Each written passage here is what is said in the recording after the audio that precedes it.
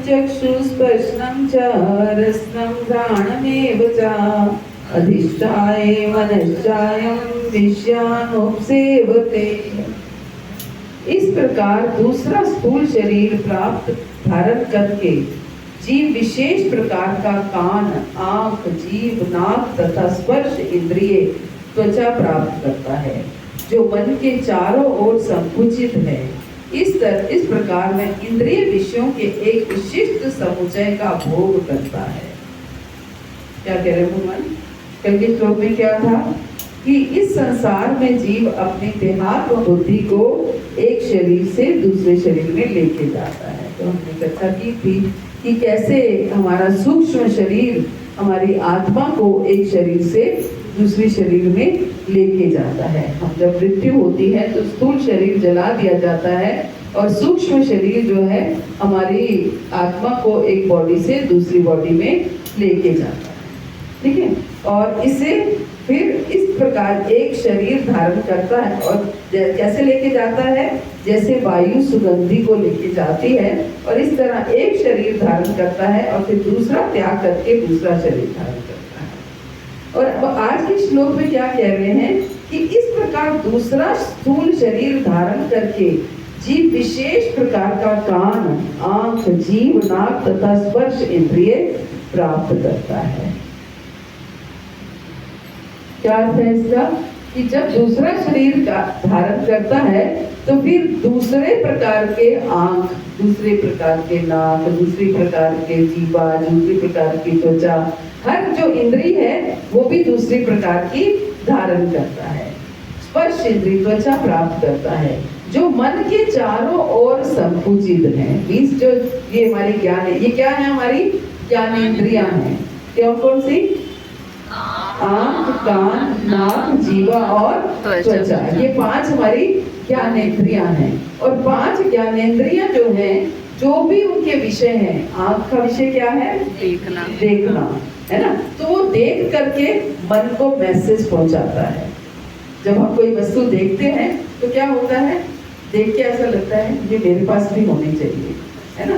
मेरा मन करने लग जाता है मेरे पास भी ये साड़ी है, मैं भी ऐसी साड़ी लूं, है ना। मन को मैसेज पहुंचा दिया। तो ऐसे ही मन फिर वापस मैसेज पहुंचाता है इंद्रियों को। ऐसे ही आपस में मैसेज इनका चलता रहता है, इंद्रियों का मन को, मन का इंद्रियों को। क्योंकि मन जो है इन इंद्रियों के आसपास क्या कह रहे हैं? संकुचित होता है, कि इंद्रियों के साथ कनेक्टेड होता है, लगा रहता है। आंख कुछ देखती है, कान कुछ सुनता है, तो सब इंद्रियों मन को मैसेज पहुंचाते हैं और मन करने लग जाता है। लेकिन कभी कभी मान लीजिए फिर मन कर रहा है, साड़ी को देख के मन ललचा गया, मन को मैसेज मिला, लेकिन साड़ी खरीदने की मेरी गुंजाइश नहीं है, तो मन क्या कहता है? नहीं खरीदनी। फिर वो इंद्रियों को मैसेज पहुंचाता है कि नहीं खरीदनी। तो इस तरीके से इनकी आदान प्रदान चलता है। तो यहाँ पर क्या कह रहे हैं कि अब वो नए शरीर में जाकर के नए सेट ऑफ इंद्रियां प्राप्त होने वाली हैं। जब हम नया शरीर धारण करते हैं तो इंद्रियां भी नई प्राप्त होने वाली हैं। लेकिन क्योंकि सूक्ष्म शरीर वही है, इसलिए इंद्रियों को भी वही आदत पड़ी हुई है। जो पहले आदत थी वही आदत इंद्रियों, क्योंकि मन जो है वही है। इंद्रियां भले ही बदल गई हैं लेकिन मन वही। ये तीन चीजें वही हैं जो पहले शरीर की थी। सूक्ष्म शरीर किससे बनता है? मन, बुद्धि, अहंकार से। इंद्रियों का नया सेट आ गया, हमने शरीर बदला तो इंद्रियों का नया सेट आ गया, लेकिन मन वही का वही है। मन फिर भी वही वैसे ही कार्य करेगा जैसे पिछले शरीर में उसने कार्य किया था। इसलिए मन को संयम में रखना ज्यादा आवश्यक है ना, ज्यादा आवश्यक है। तो यही कह रहे हैं, इस प्रकार दूसरा स्थूल शरीर धारण करके जीव विशेष प्रकार के कान, आंख, नाक, जीवा और त्वचा प्राप्त करता है, जो मन के चारों ओर संकुचित है। इस प्रकार वह इंद्रिय विषयों के विशिष्ट समुच्चय का भोग करता है। इंद्रिय विषयों का भोग करता है। इंद्रिय विषय कौन से हैं? 5 ज्ञानेंद्रियों के विषय कौन से हैं? उस क्लास में भी कोई पूछ रहा था, विषय कौन से हैं? देखना, त्वचा का स्पर्श करना, शब्द रूप रस गंध और स्पर्श, हाँ, है ना। शब्द, शब्द किसका विषय है? कानों का। रूप आंखों का, रस जीवा का, गंध नाक का और स्पर्श त्वचा का। ये विषय है। इनके ये कार्य, विषय का अर्थ है कि इनके कार्य हैं। ये इंद्रियां हमारी ये कार्य करती हैं। तो जब ये कार्य करती हैं तो जो भी इनको अच्छा लगता है ये मन को संदेशा पहुंचाती हैं और मन विचलित होने लगता है। और वही विचलित मन अगर दूसरी बॉडी में चला जाता है तो वो विचलित होता रहता है। इसलिए नई इंद्रियां तो प्राप्त हो गई, लेकिन मन वही का वही है। मन भोगों, होता तो यही है कि इंद्रियां भोगों में लगती हैं और इंद्रियां जब खुद भोगों में लगती हैं तो मन को भी भोगों में लगाती है। तो बात क्या कह रहे हैं कि यदि जीव अपनी चेतना को कुत्तों तथा बिल्लियों के गुणों जैसा बना देता है तो उसे अगले जन्म में कुत्ते या बिल्ली का शरीर प्राप्त होता है। जैसे कुत्ते और बिल्लियों की तरह अगर हम अपने मन को, अपनी चेतना को बना देते हैं तो शरीर भी कुत्ते और बिल्ली का प्राप्त होता है जिसका वह भोग करता है। चेतना मूलतः जल के समान विमल होती है। चेतना क्या होती है? जल के समान विमल होती है। यदि हम जल में रंग मिला देते हैं तो उसका रंग बदल जाता है। वैसे मूलतः इनिशियली क्या है? चेतना शुद्ध होती है। कल हम क्या कह रहे थे? चदरिया झीनी रे झीनी, है ना। तो क्या है? मूलतः वो एकदम क्लियर है, क्रिस्टल क्लियर है, लेकिन अगर उसमें रंग मिला दिया जाए तो वो वैसी रंगीन हो जाती है। उसमें अगर हम विषयों का रंग मिला देते हैं तो चेतना विषयों का भोग करना चाहती है। फिर वो चाहती है कि हाँ ये भोग मुझे भी प्राप्त हो। जब हम विषयों के संग उसको देते हैं, भौतिक वस्तुओं का संग उसे देते हैं, घूमना फिरना, खाना पीना, स्वाद, ये सब कुछ अगर हम उसको देते हैं तो वो विषयों में रंग जाती है।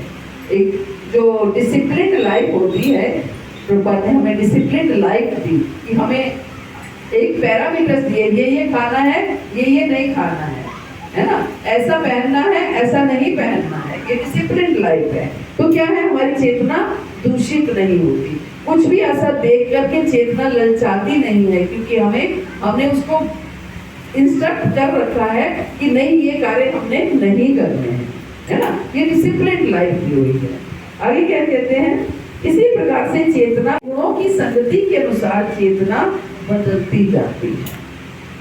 भौतिक गुणों के अनुसार चेतना बदलती जाती है। जब हम सतोगुण में होते हैं तो चेतना सतोगुणी हो जाती है, रजोगुण में होते हैं तो चेतना रजोगुणी हो जाती है, तमोगुण में होते हैं तो तमोगुणी हो जाती है। जैसे गुण में होते हैं वैसी ही चेतना हो जाती है। वास्तविक चेतना तो कृष्ण भावनामृत है। अगर जब कोई कृष्ण भावनामृत में स्थित होता है तो वह शुद्धतर जीवन बिताता है। जब हम कृष्ण भक्ति में लग जाते हैं, जब हम कृष्ण भावनामय हो जाते हैं तो शुद्धतर जीवन बीतता है।